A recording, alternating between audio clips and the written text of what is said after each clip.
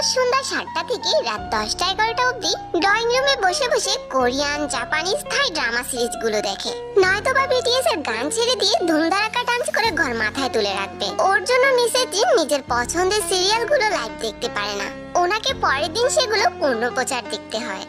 আরিম সাহেবের রুলস অনুযায়ী সবাই রাতের খাবারটা রাত 9টার মধ্যেই শেষ করে, কিন্তু এই মেয়ে কিছুতেই রাতের খাবারটা ডাইনিং এ বসে খেতে চায় না। নিজের হাত দিয়ে তো নয়, ও বাচ্চাদের মতন বায়না ধরে খাইয়ে দেওয়ার জন্য। তাই রাতের বেলা বেশিরভাগ সময় আরিম সাহেব নিজের হাতে তার আদরের মেয়েকে খাইয়ে দেয়, বা কখনো মায়ের হাতে অথবা ভাইদের হাতে খাইতে। তারপর রাত 10টা-11টার দিকে নিজের রুমে গিয়ে শুয়ে শুয়ে ফোনে বন্ধুদের সাথে গ্রুপ চ্যাটে আড্ডা আর সোশ্যাল মিডিয়ায় সাঁতরাতে ঘুমের রাজ্যে পাড়ি জমায়। কোথায় তার পড়ালেখা, কোথায় তার কি, কলেজ আর কোচিংয়ে গিয়ে যতটুকু পড়ে ওইটুকুতেই তার শেষ। তীর এমন গা ছাড়া ভাব আর খামখেয়ালিপনায় যদিও মিসেস জিন প্রশ্রয় দেয় না। তিনি এইসব নিয়ে দেখি খুব রাগারাগি করেন, করার শাসনে রাখতে চান, কিন্তু ওর বাবা আর ভাইদের জন্য সে আর পারে কই। তারাই তো ওকে ছোট থেকে আদর দিয়ে দিয়ে বাদর বানিয়েছে। এই কালো সন্ধ্যার পর নিচে আসেনি। আজও বিকেলবেলা কোচিং থেকে ফিরে সেই যে পড়ার টেবিলে বই নিয়ে মুখ থুবড়ে পড়েছে আর উঠেনি। রাতের খাবারটাও পড়ার টেবিলে বসে পড়তে পড়তে খেয়েছে। মেয়ের এমন পরিবর্তন মনে মনে মিসেস জিনকে বেশ প্রশান্তি দিচ্ছে। তিনি কিছু একটা ভেবে মুচকি হেসে তের মাথায় হাত বুলিয়ে দেয়। তারপর ওর রুম থেকে বেরিয়ে সোজা নিজেদের রুমে চলে যায়।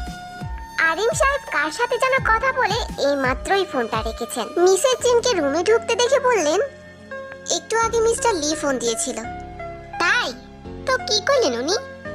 বললেন ওনার ওয়াইফ ফিরেছেন, আর আমরা কি সিদ্ধান্ত নিলাম কবে জানাবো এইসব আর কি। তাই তুমি কি বললা? আরো একটু সময় চেয়েছি। এখন কি করবা? আমি একা তো আর কিছু করতে পারবো না, ওদের দু ভাইয়ের সাথে কথা বলতে হবে। কাল তো বুধবার, সুগা তো কালো বাসায় ফিরবে না। পরশু ওদের দুজনের সাথে কথা বলে তারপর কি হয় সেটা জানিয়ে দেব। এই কি জিনু, তুমি কাঁদছো কেন? ওই তো সেই দিন আমার কোল হালো করে একটা ফুটফুটে চাঁদের আলো জন্ম নিল। ওরে দেখে ওর দুই ভাই সেই কি আনন্দ। ওরা একটা বোনই চাইছিল আর বোনই পাইছে। তোমার মনে আছে আমার জিহবটা আমাদের না জানাইয়ে টিউশন করতো, আর তে যেদিন হইল আমরা সেদিনই প্রথম জানতে পারলাম আমার ওইটুকু ছেলে টিউশন পড়ায়। টিউশনের টাকা দিয়ে বোনের জন্য ছোট্ট ছোট্ট জামা কাপড় কিনে আনছে। আর সুগা আমার ওইরকম শান্তশিষ্ট ছেলে বাঘের মতন হয়ে যাইতো যদি বোনকে কেউ জাগাইতো। এক ছেলে ওর বোনের চুলটাই না দিছিল, তাই বলে সেই ছেলেরে ন্যাড়া করে ছাড়লো। আমার ছেলে দুইটা ওদের বোনকে কত ভালোবাসে, ওদের জন্য কি ওর দিকে